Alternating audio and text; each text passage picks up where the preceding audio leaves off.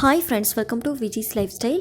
இன்னைக்கு இந்த வீடியோவில் என்னோட கவுண்டர் டாப் வந்து நான் எப்படி க்ளீன் பண்ணுறதுங்கிற உங்க கூட ஷேர் பண்ணிக்க போகிறேன். நான் வீக்லி ஒன்ஸ் இந்த மாதிரி நான் வந்து நார்மல் க்ளீன் பண்ணுவேன். அதே மாதிரி டீப் க்ளீன் பண்ணோம் அப்படின்னா எனக்கு வந்து மந்த்லி ஒன்ஸ் தான் நான் க்ளீன் பண்ணிகிட்ருப்பேன். ஸோ இந்த வீடியோ உங்களுக்கு கண்டிப்பாக யூஸ்ஃபுல்லாக இருக்கும்னு நினைக்கிறேன். இது வந்து ஸ்கிப் பண்ணாமல் எண்டு வரையில் பாருங்கள். ஃபஸ்ட்டு வந்து இதில் வந்து பார்த்திங்கன்னா இந்த பால் சாம்பார் இந்த மாதிரிலாம் நிறைய பொங்கி கிடந்தது. ஸோ அதனால் வந்து இதை க்ளீன் பண்ணலான்னு ஒரு ஐடியா இருந்தது. ஸோ ஃபஸ்ட்டு வந்து அதுக்கு மேலே இருக்க திங்ஸு, அதுக்கப்புறம் இந்த பர்னர் எல்லாமே எடுத்தாச்சு. அதுக்கப்புறமா எக்ஸ்ட்ரா அந்த இதெல்லாம் வந்து பார்த்திங்கன்னா இந்த மாதிரி வந்து டஸ்ட்டு, அதுக்கப்புறம் வந்து இந்த சாதம் இந்த மாதிரி சிந்தி கிடக்கும் இல்லையா. ஸோ ஃபஸ்ட்டு வந்து அந்த கவுண்டர் டாப்பில் இருக்கிறது எல்லாமே ஃபஸ்ட்டு நம்ம அதை வந்து க்ளீன் பண்ணிடணும். இது க்ளீன் பண்ணுறதுக்கு ஒரு பவுலில் கொஞ்சமாக தண்ணி ஆட் பண்ணியிருக்கேன். 2 ஸ்பூன் அளவுக்கு வினிகர், 2 ஸ்பூன் அளவுக்கு பேக்கிங் சோடா ஆட் பண்ணியிருக்கேன். அடுத்ததாக வந்து க்ளீனிங் பர்பஸ்க்கு நீங்கள் என்ன லிக்விட் யூஸ் பண்ணுவீங்களோ ஸோ அதை ஆட் பண்ணிக்கோங்க. இதுக்கு வந்து பார்த்திங்கன்னா ஒரு டூத் ப்ரஷ்ஷும் எடுத்திருக்கேன். இந்த பால்லாம் வந்து அந்த பர்னர் சைட்லலாம் வந்து பார்த்திங்கன்னா பால்லாம் ரொம்ப பொங்கிடுச்சு. ஸோ அதனால் இந்த மாதிரி ஒரு டூத் ப்ரஷ் யூஸ் பண்ணி வந்து இந்த மாதிரி சைடில் இதெல்லாம் வந்து பார்த்திங்கன்னா நல்லா வந்து நான் தேய்ச்சி விட்டுடுறேன். ஸோ இந்த மாதிரி பண்ணோம் அப்படின்னா அந்த கரையெல்லாம் வந்து நமக்கு வந்து ஈஸியாகவே ரிமூவ் ஆகிடும். இதில் வந்து நம்ம வினிகரும் பேக்கிங் சோடாவும் ஆட் பண்ணியிருக்கிறதால இது வந்து நமக்கு சீக்கிரமாகவே நம்ம க்ளீன் பண்ணும்போது ரிமூவ் ஆகிடும். இது வந்து நம்ம வந்து மினிமம் வந்து பார்த்திங்கன்னா ஒரு 5 மினிட்ஸ் ஊறினாலே போதும், நமக்கு வந்து இது சுத்தமாக வந்து க்ளீன் ஆகிடும். ஸோ அதுக்கப்புறமா அந்த கிளாஸ் சைட்லாம் வந்து இந்த மாதிரி நான் வந்து ஸ்க்ரப்பால் நல்லா வந்து பார்த்திங்கன்னா தேய்ச்சி விட்டுக்கிறேன். இந்த இடுக்குகளெல்லாம் இந்த மாதிரி ரொம்ப அழுக்கு தேங்கி இருக்கும். ஸோ அதை வந்து நம்ம வந்து ரொம்ப ஈஸியாலாம் வந்து க்ளீன் பண்ண முடியாது. இந்த மாதிரி ப்ரஷ் யூஸ் பண்ணி நம்ம வந்து க்ளீன் பண்ணோம் அப்படின்னா நம்ம டீப் க்ளீன் பண்ணும்போது ரொம்ப ஈஸியாக இருக்கும். ஸோ வந்து இது ஒரு 5 நிமிஷமாவது நல்லா ஊறணும். ஸோ அப்போ தான் வந்து நம்ம இந்த அழுக்குலாம் கொஞ்சம் வந்து பார்த்திங்கன்னா நம்ம வினிகர்லாம் ஆட் பண்ணியிருக்கிறதால சீக்கிரம் க்ளீன் ஆகிட்டு வரும். இந்த டைல்ஸ் எல்லாம் வந்து பார்த்திங்கன்னா நான் வந்து இப்போ க்ளீன் பண்ணிகிட்ருக்கேன்.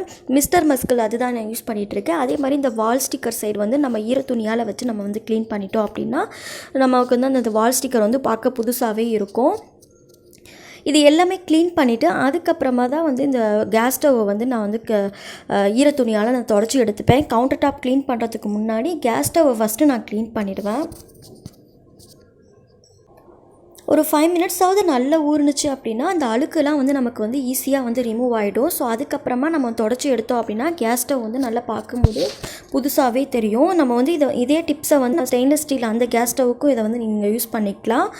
இது வந்து ஃபஸ்ட்டு கேஸ் ஸ்டவ்வை வந்து நான் வந்து தொடச்சி எடுத்துக்கிறேன். நல்லா தொடச்சி எடுத்ததுக்கப்புறமா அதுக்கப்புறமா நான் வந்து கவுண்டர் டாப் வந்து க்ளீன் பண்ணி எடுத்துப்பேன். கவுண்டர் டாப்பில் வந்து சேம் அதே லிக்விட் தான், அதாவது வாட்டரில் வந்து பார்த்திங்கன்னா வினிகரும் பேக்கிங் சோடாவும் ஆட் பண்ணியிருக்கேன் இல்லையா. ஸோ அதே லிக்விட் தான் ஆட் பண்ணுவேன். ஸோ இந்த மாதிரி நல்லா வந்து நான் ஸ்க்ரப்பரால் நல்லா தேய்ச்சி விட்டு எடுத்துக்க போகிறேன். அந்த ஒர்க் ஸ்டேஷன் அந்த ஏரியாவில் மட்டும் நான் வந்து பார்த்திங்கன்னா நல்லா வந்து தேய்ச்சி எடுத்துப்பேன். கேஸ் ஸ்டவ்வுக்கும் அதாவது நீங்கள் வந்து என்னோடய ப்ரீவியஸ் வீடியோ பார்த்துருந்தா தெரியும், இந்த சைடுக்கு இந்த ஒர்க் ஸ்டேஷன் மட்டும் நல்லா வந்து ஸ்க்ரப்பரால் நல்லா தேய்ச்சி விட்டு எடுத்துப்பேன். ஃபைனலாக ஒரு ஈர துணியால் வந்து என்னோடய கவுண்டர் டாப்பை இந்த மாதிரி நான் க்ளீன் பண்ணி எடுத்துருவேன். ஒரு 2 டைம் இந்த மாதிரி வந்து தொடச்சி எடுத்துருவேன். நீங்கள் எப்படி உங்களோட கவுண்டர் டாப்பை க்ளீன் பண்ணுறீங்க அப்படிங்கிறத இந்த வீடியோக்கு கீழே இருக்க கமெண்ட் சொல்லுங்கள். கண்டிப்பாக அது எனக்கு யூஸ்ஃபுல்லாக இருக்கும்.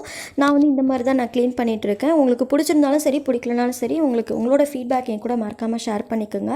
ஸோ இந்த மாதிரி எல்லாமே நான் க்ளீன் பண்ணிவிட்டு ஃபைனலாக வந்து இந்த கேஸ் ஸ்டவ்வுக்கு மேலே இருக்க அந்த கேஸ் ஸ்டவ்வுக்கு மேலே மட்டும் இந்த மாதிரி காஞ்ச டவலால் தொடச்சி எடுத்துப்பேன். ஏன்னா அந்த ஹோல்ஸ்லலாம் வந்து லைட்டாக ஈரம்லாம் ஒட்டியிருக்கும். ஸோ அதனால் காஞ்ச டவலால் இந்த மாதிரி நான் வந்து தொடச்சி எடுத்துப்பேன்.